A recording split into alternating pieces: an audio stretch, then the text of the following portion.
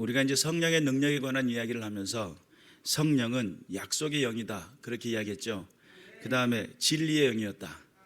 또 보혜사, 보혜사라고 하는 것은 한자로는 보호해 주시고 은혜 주시고 가르쳐 주시는 분 이런 뜻이 있고, 파라클레토스라고 하는 이 단어 속에는 위로자, 중보자, 또한 변호자라고 하는 뜻을 가지고 있다 이런 말씀을 드렸죠.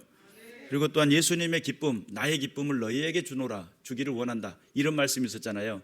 여기서 말하는 그 기쁨이 희락이었다라고 제가 말씀을 드렸어요. 그래서 성령의 열매 가운데 나타나는 희락, 예수님에게 한량없는 은혜를 베푸시고 그 은혜 가운데 잔잔하게 일어나는 그 유쾌함, 그것을 우리는 흥이라고 그랬잖아요. 우리나라 표현으로 하자면 흥, 그리고 또 다른 말로 표현하면 신나 이런 개념이죠.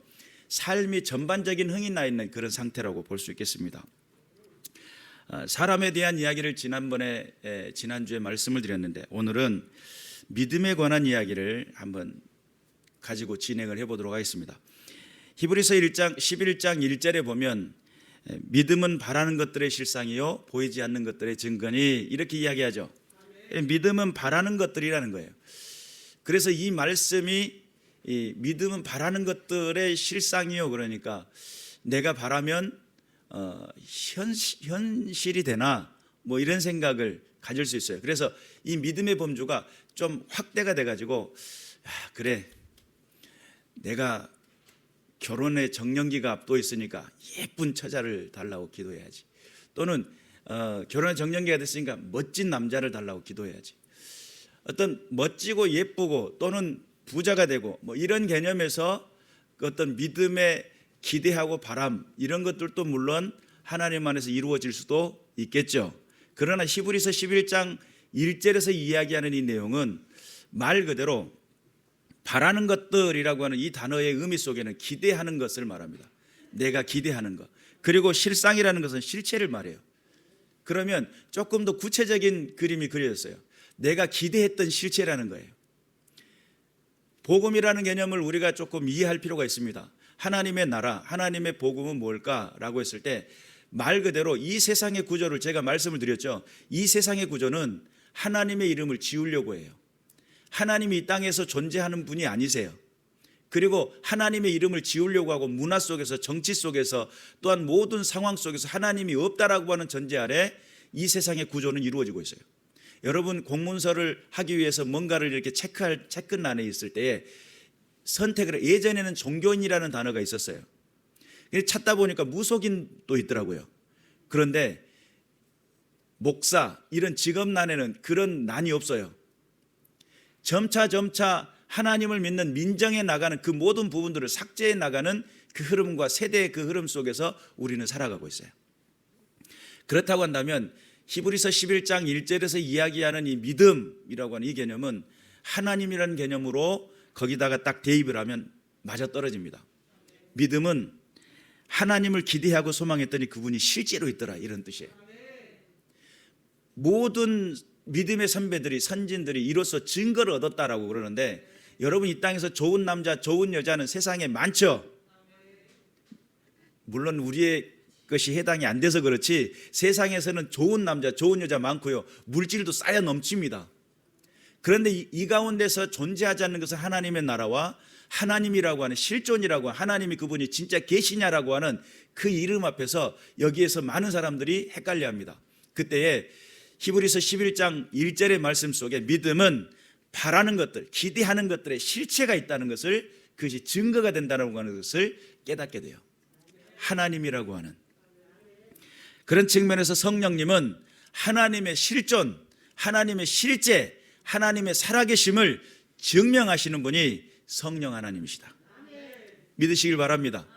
그러니까 하나님을 알고 싶어도 막 하나님을 알고 싶어가지고 세상 많은 곳을 돌아다니면서 하나님을 찾아다녀도 정확히 하나님을 찾기가 어려워요. 하나님 성령께서 계시해 주지 않으면. 베드로가 그런 이야기를 하죠. 주는 그리스도시요 살아계신 하나님의 아들입니다 라고 고백하니까 바요나 시모나, 이것을 알게 하시는 이가 혈육이 아니다. 누구라고요? 하나님 아버지께서 이것을 알게 하셨다. 믿으시길 바랍니다. 하나님께서 이것을 알게 하셨다. 혈육이 아니다. 그래서 우리가 명확히 깨닫고 우리가 명확히 알아야 될 것은 성령님이 이것을 정확하게 알려주시고 깨닫게 해주시지 않으면 하나님을 알 수도 볼 수도 깨달을 수도 없다는 사실 믿으시기를 주님의 이름으로 축원합니다.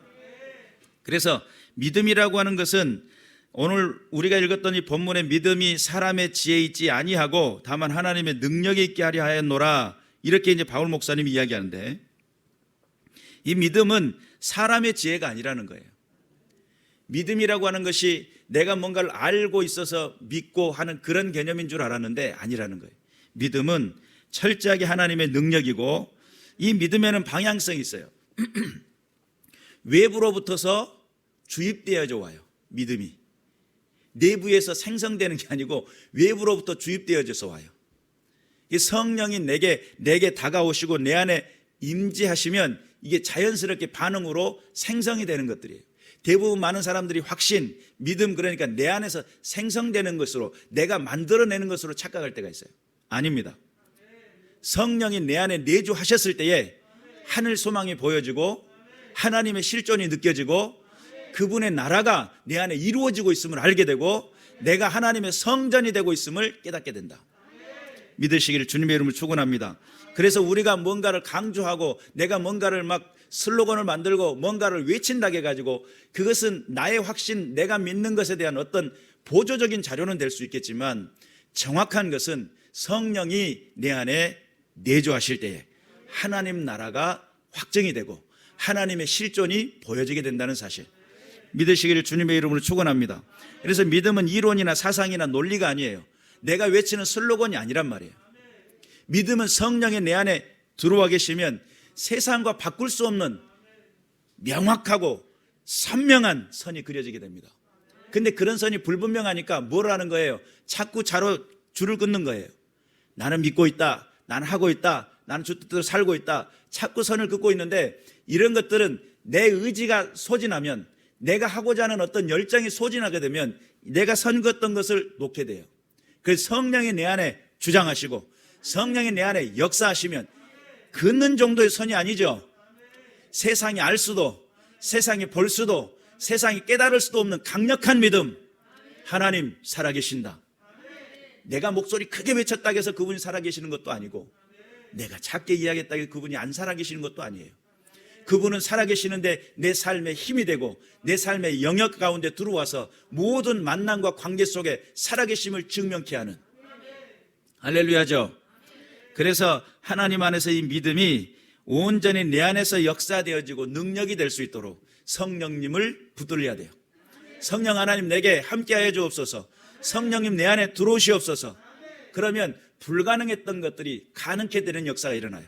안 되는 것들이 되는 역사를 보게 돼요. 성령이 내 안에 역사하시면 그분은 힘이 되고 능력이 되셔서 세상 많은 사람들이 안 된다고 그래. 세상 많은 사람들이 불가능하다고 그래. 세상 많은 사람들이 도무지 이룰 수 없다라고 하는 그런 일들 가운데 내 안에 믿음이 있으면 사람이 어떻게 죽었다가 살아나냐 이 말이에요. 사람이 죽었다가 살아날 수 있어요, 없어요? 라고 이야기할 때 이것은 상식이에요. 사람이 죽었다가 무덤에 넣었는데 다시 나온다는 것은 이건 정말 희귀한 일이에요. 그러나 하나님 나라 복음 안에서는 이것이 상식이 됩니다. 예수님이 십자가에서 달려 돌아가실 때에 예루살렘 그 주변일 때 지진이 일어났다고 그랬어요. 무덤이 열리고 성도들이 일어났다라고 성경은 분명히 이야기하죠. 하나님의 임재, 하나님의 나라의 임재는 불가능을 가능케 하고 상식이 아닌 것이 상식처럼 되어지게 만드는 하나님의 능력과 권세가 있다는 사실을 믿으시기를 주님의 이름으로 축원합니다. 그럼 불가능한 이유는 뭐예요? 나의 불신앙 때문에 그래요. 내가 가지고 있는 믿지 못한 어리석음 때문이에요. 그리고 내가 확신하지 못하니까 확신해 보려고 하는 애씀과 그 노력을 내 수준의 내 노력을 통해서 하는 것이었던 거예요. 성령님이 내게 함께 하시면 내가 이것을 믿으려고 힘쓰고 애쓰고 노력하지 않았는데도 그 성령이 내 안에 밀고 들어오셔서 내 안에 믿음으로 작용하게 되면 믿어지게 되는 역사, 깨달아지는 역사, 하나님의 살아계심의 그 실존을 경험하는 역사를 보게 된다는 사실을 믿으시기를 주님의 이름으로 축원합니다. 그러면 이 믿음은 어떻게 생성되느냐, 어떻게 믿음이 전달되어지고 믿음의 경로는 어떻게 이루어질 수 있느냐 라고 하는 그런 부분들이죠. 여러분, 우리가 믿음은 철저하게 하나님 안에서 성령을 통해서 내 안에 믿음이 자리매김을 하는데, 믿음은 우리의 언어의 체계에서 벗어나질 않습니다. 그러면 우리가 아는 지식 아닌가요? 나에게 전달되는 지식 아닌가요? 뭐 이런 생각을 할 수가 있어요. 그런데 우리가 성경에 보면 고린도전서 1장 21절에 보면 하나님의 지혜에 있어서는 사람이 알지 못함으로 전도에 미련한 방법을 통하여 구원하는 것을 기뻐하셨다 그래요. 그러면 전도의 미련한 방법, 전도라고 하는 단어를 원어를 찾아보니까 복음 전파라고 돼 있어요. 복음 전파. 물론 전도가 복음 전파죠. 그런데 전도라고 하면 우리가 조금 여러 가지 많은 것들이 함께 혼합이 되는 그런 느낌을 받아요. 그런데 복음 전파 그러면 명확해져요. 이것을 우리가 쉽게 표현하자면, 믿음은 어떤 방식을 통해서, 어떤 경로를 통해서 믿음이 우리에게 다가오느냐라고 했을 때, 하나님을 믿는 믿음의 경험을 통한, 하나님 안에서 내가 하나님 안에서 믿음이 열려지고 성령의 내주하심을 통해서 하나님 나라를 봤어요. 하나님의 살아계심의 그 실체를 경험했어요. 그리고 그분은 분명히 살아계신다는 믿음을 가졌어요. 그리고 외치는 겁니다. 야, 하나님이 살아계시더라니까 라고 하는 이 외침, 예수 그리스도가 나의 죄를 위해서, 너의 죄를 위해서 십자가에 죽으셨다니까. 이 사실이 믿어지는데, 나 같은 죄인이 죽어질 수밖에 없었던 나를 하나님이 사랑하셨다는 것을 깨닫고 나니 라고 하면서 복음을 외쳤더니, 여러분, 믿음이라고 하는 이 전달력은 말 그대로 하나님을 경험했던 그 경험자가 이 복음을 선포함으로, 복음을 전파함으로 믿음이 그 경로를 타고 온다는 거예요. 그리고 하나님은 구원하시는 것을 기뻐하셨다는 거예요. 그렇게 되면 말 그대로 하나님으로부터서 시작된 거예요. 그리고 어떤 사람에게, 그 성령에 감동된 사람에게 그 입술을 통해서 고백하게 만들어요. 하나님이 살아계신다. 그리고 그 살아계심을 들은 내가 내 마음속에 그 전달될 때 그냥 말로 전달되는 것이 아니고 성령이 그 말씀을 타고 들어와요. 그리고 언어의 체계 가운데 들어오죠. 그 가운데서 성령의 임재와 내주하심을 통해서 그 언어의 신앙적 고백, 믿음의 고백, 하나님 살아계심을 경험한 실체적인 고백을 통해 가지고 하나님의 임재가 일어난다고 하는 사실, 믿으시기를 주님의 이름으로 축원합니다. 그래서 믿음이 우리에게 단순히 지식의 전달의 개념이 아니에요. 처음에는 여러분, 우리가 하나님을 믿는 믿음으로 외쳤어도요, 듣는 사람의 귀에 따라서, 듣는 사람의 환경에 따라서, 듣는 사람의 마음가짐에 따라서 어떻게 들려지느냐는 그 사람의 몫이에요. 예수님이 외쳤을 때도 마찬가지예요. 바리새인들은 어떻게 해야 돼요? 바리새인들은 오해하죠. 예수님의 말씀을 제대로 안 받잖아요. 그리고 예수님은 어떻게 하면 죽일까 노력하잖아요. 그럼 예수님이 성령의 능력이 없었던 거예요? 아니에요. 성경은 성령을 한량없이 예수님에게 부었다는 거예요. 그리고 예수님의 마음속에 그 기쁨에, 그 은은한 기쁨과 행복감으로 삶에 신이 나 있고 흥이 나 있는 복음을 향한 그 발걸음이 가벼웠고 열정 있고 설렘이 있었다는 거예요.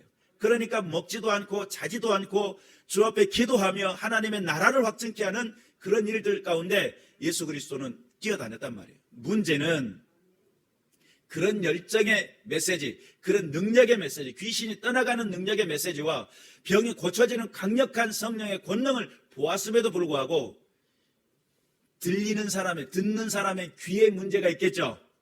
마음가짐에 문제가 있겠죠. 그가 가지고 있는 상황에 문제가 있을 거 아니에요. 그래서 어떤 경우는 지식의 전달로 받아버려요. 그리고 어떤 경우는 그냥 그 말들에 대한 그냥 가치 없게 여겨버리기 때문에 그 말씀이 내 안에 작용을 못하는 거예요. 그래서 바울이 그런 이야기를, 믿음에 결부시키지 않았다는 거예요. 그들이 믿음에다가 그 말씀을 결부시키지 않았다는 거예요. 그러면 아무리 귀한 말씀, 아무리 복된 말씀일지라도 어떻게 되는 거예요? 가치가 없어져요. 내게는 가치가 없어져요. 분명 하나님 나라는 구축되고 있고 하나님의 역사는 이루어지고 있고 하나님의 능력은 보여지고 있는데 어떤 이에게는 하나님의 능력과는 거리가 돈과 사가 멀듯이 엄청나게 멀어요.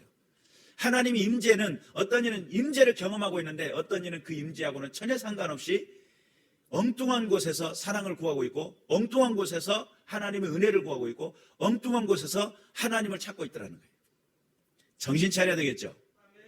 말씀을 들을 수 있는 귀가 있기를 주님의 이름으로 축원합니다.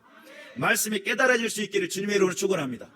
말씀 안에 거하는 믿음의 삶이 되시기를 주님의 이름으로 축원합니다. 대부분의 많은 사람들이 똑같은 말씀을 듣고 경험한다 할지라도 그 말씀을 내 마음속에 믿음으로 받아들이고 삶의 현장 속에 그분의 임재를 요청하지 않으면 성령님은 어느 상황에서 역사를 하냐면 믿음을 갖고 있는 그 상황 속에 성령은 역사를 해요. 믿지 않은 곳에는 예수님도 기적과 이적을 나타내지 않았어요. 갈릴리에 갔더니 사람들이 야 저거는 제 동생과 내가 같이 살고 있는데 지가 뭐 하나님의 아들이래 이러면서 안 믿었어요. 그러니까 거기서 기적을 나타내요, 안 나타내요? 안 나타내요. 야 희한하다. 아무리 기적과 많은 이적을 나타내도 저들은 믿지 않는구나. 안 믿는 곳에는 기적이 안 나타나요. 안 믿는 곳에는 하나님이 역사하지 않아요. 안 믿는 곳에는 예수님도 일하시는 것을 멈췄어요. 여러분 명확히 하시길 바라요. 내 안에 왜 역사가 안 일어날까? 믿지 않고 있기 때문에 그래요. 내가 온전히 믿지 않고 있기 때문에 그래요. 무엇으로요? 내 사정과 형편 보면서 내 상황과 내 문제를 보면서 주님의 능력을 인정하지 않기 때문에 그 능력이 내 안에 들어올 수가 없어요. 비록 안진병이지만 비록 봉사지만 내가 보기를 원하나이다. 내가 걷기를 원하나이다. 그들이 원했을 때 내 믿음이 너를 구원하였느니라. 내 믿음이 너를 걷게 하였느니라. 내 믿음이 너를 보게 하였느니라. 믿음이라고 하는 것은 기대하는 마음들이에요. 예수 그리스도가 그 능력 있는 외침을 외쳤음에도 불구하고 듣지 못했던 것은 내 귀에 문제가 있어요.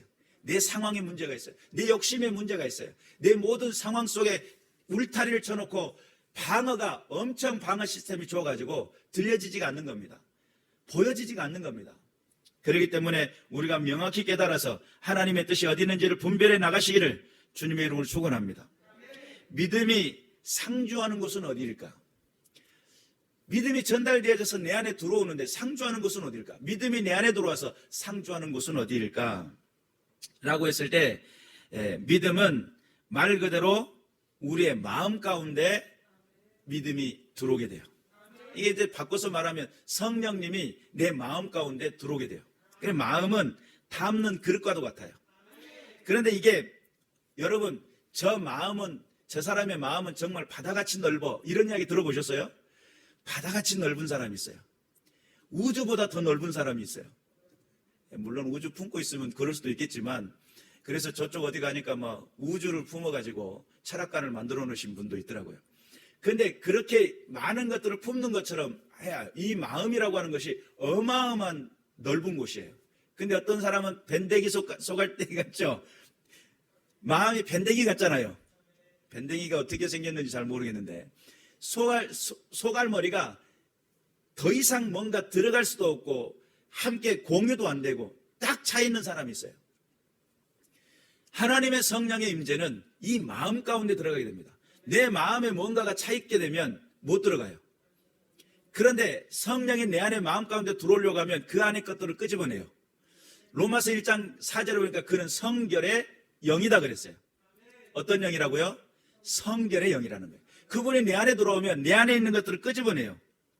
성경에 보니까 갈라디아서 5장 17절 이하의 말씀에 육체의 소욕은 성령을 거스린다 그랬어요. 성령은 육체를 거스리나니 이 둘은 서로 대적한다는 거예요. 그러니까 육체적인 욕심과 육체적인 마음을 가지고 있는 사람은 성령의 음성을 못 들을 확률이 있어요. 확률이 그리 커요. 그래서 다 그렇지는 않지만 육체적인 사람일지라도 성령의 음성을 듣고 깨달아서 변화가 되면서 육체적인 소욕을 내려놓고 변화되는 사람들이 있어요. 그런데 이 육체의 소욕이 강력한 사람들일수록 성령의 음성에 둔감할 확률이 큽니다. 그리고 성경은 무슨 이야기를 하냐면 19절 이하에 육체의 일은 분명하니 곧 음행, 더러운 것, 호색, 우상숭배, 주술, 원수 맺는 것, 분쟁, 시기, 분냄, 당짓는 것과 분열함과 이단과 투기와 술취함과 방탕함과 또 그와 같은 것들이라. 너에게 이것을 경계하노니 이런 일들을 하는 자들은 하나님의 나라를 유업으로 받지 못하느니라. 여러분 육체의 소욕을 가지고 있는, 소욕이라고 하는 것은 다른 말로 말하면 하고자 하는 것이에요. 이게 마음속에서 원하는 것들이죠. 쉽게 말하면. 그러니까 에베소서 2장에서도 그러잖아요. 육체에 원하는 대로, 마음에 원하는 대로, 육체의 욕심을 따라. 이런 말씀이 있죠. 이게 마음속에서 지금 뭔가를 실행하고자 하는 그 마음속에 들어있는 것들이 무엇이 안 들려지게 만드냐면 성령의 음성이 안 들려지게 만들 수 있어요. 그런데 내가 갈급해요. 나에게는 뭔가 도움이 필요해요. 하나님 도와주세요. 그래서 들을 준비가 돼 있어요. 그런 사람들에게는 하나님의 성령이 들려줄 수 있어요. 그러나 하나님 음성이 귀찮아요. 안 들려주셔도 괜찮아요. 저는 내가 하고 싶은 대로 할게요. 그러다 안 되면 나를 이끌어주세요. 이렇게 돼 있으면 들을 확률이 크겠어요? 못 들을 확률이 크겠어요? 못 들을 확률이 훨씬 크죠? 뭐에 우선순위가 잡혀 있어요? 자기의 마음의 욕심의 우선순위가 잡혀 있어요. 그의 마음속에서 무언가가 우선순위가 되어지는 것들이 내 인생 속에, 그래서 여러분, 하나님을 만나고 경험하는 사람들의 특징이 있어요. 그 특징이 뭐냐면 한계에 부딪히는 사람들. 인생을 살다가 한계에 부딪히는 사람들. 건강의 문제일 수도 있어요. 물질의 문제일 수도 있어요. 관계의 문제일 수도 있어요. 또한 내게 가지고 있는 나만의, 모든 사람에게 알리지 못하는 나만의 숙제가 있을 수 있어요. 그러면서 내가 느끼는 거예요. 야, 이거는 내 힘으로 안 되겠는데, 도저히 내가 해볼 길이 없는데 라고 하면서 한계에 부딪혔을 때 뭘 요청해요? 나를 도와줄 사람이 없나? 마음이 가난한 상태예요. 전에는 뭐로, 스케줄로 가득 차 있었어요. 우선순위의 스케줄이 가득 차 있었어요. 그리고 주 앞에 기도하는 거, 또는 하나님의 말씀 앞에 예배하는 거, 말씀대로 순종하는 것은 저 밑바닥에 와서 찾지도 못하는 그 상황 속에 있었고, 나에게 우선순위가 딱 정해져 있었어요. 그러니까 들려줘요, 안 들려줘요? 안 들려줘요. 그런데 우선순위가 바닥이 날 때가 있어요. 내가 할 수도 없고 이룰 수도 없고 나가지도 못하고 뒤로 물러서지도 못하는 그런 상황에 딱 맞닥뜨리는, 성경대로 표현하자면 사방의 우겨 싸움에 딱 봉착돼 있을 때 하나님 어떡합니까? 라고 하는 그 상황에 머무를 때, 그러니까 건강하지 않는 것이 아니고 건강한 사람일 수도 있어요. 그는 한계에 부딪혀 있을 뿐이에요. 그런데 여러분, 인간은 한계에 부딪혀야 본질적인 나를 발견해요. 인간은 내가 깨어지지 않으면, 그래서 예수님이 그러잖아요. 자기를 부인하고 자기 십자가를 지고 나를 따르라. 나라고 하는 것이 깨어지지 않으면 하나님의 음성, 예수 성령의 음성을 듣지 못해요. 그러니 믿음이 내 안에 역사하시고 믿음이 내 안에 임재할 때에 그것은 내 마음을 정결케 하고, 성경에 마태복음 5장 8절에 마음이 청결한 자는 복이 있나니 그들이 하나님을 볼 것이며, 내 마음이 청결하다는 것은 세상의 우선순위가 빠져있는 상태예요. 하나님 앞에서 나는 신전의식을 느끼고 있고 면전의식을 가지고 있는 사람이에요. 하나님이 나를 지켜보고 계신다, 하나님 나와 함께 하시길 원하신다 라고 하는 분명한 목적의식이 있는 사람, 그리고 내가 하나님 앞에 서 있음을 알고 정직하게 살고, 하나님이 나를 지켜보고 계심을 알고 내 안에 성실하게 살고, 주님의 뜻이 어디 있는지를 분별하는 삶, 그런 삶의 기준을 가지고 인생 속에 하나님 앞에 섰더니 그는 누구를 봐요? 하나님을 봐요. 마음이 정결해지고 청결해질 때 하나님은 우리 가운데 임재한다는 사실을 믿으시길 바랍니다. 고린도후서 1장 22절에 보니까 그가 또한 우리에게 인치시고 보증으로 우리의 마음에 성령을 주셨느니라. 성령이 어디 가운데 오셔요? 우리의 마음 가운데 오셔요. 우리의 마음 가운데 성령이 오셔요. 여러분의 마음은 성령님을 모셔드리기에 준비되셨습니까? 여러분의 중심 속에 성령이 임하시면 여러분의 모든 상황의 우선순위가 정리가 돼요. 삶의 기준이 달라져요. 그러니까 나에게 바꿨던, 내 인생에 바꿨던 내가 존재하는 이유를 알게 되고, 나의 그 부르심의 소망이 무엇인지를 알게 되고, 하나님께서 원하시는 삶의 기준이 뭔지를 알게 돼요. 여러분, 성령의 능력이라고 하는 거, 그 능력은 여러분, 우리가 성령의 능력 그러니까 병 고치고 귀신이 떠나가고, 이것이 더 능력 같지만 예수님이 어느 날 그런 이야기를 합니다. 70인의 전도대가 와가지고 예수 이름으로 명하니 귀신도 떠나고 병도 고쳐졌습니다. 그랬더니 야야야 얘들아, 하늘에서 그 악한 영 어둠의 권세가 우수수 떨어지는 걸 내가 봤다.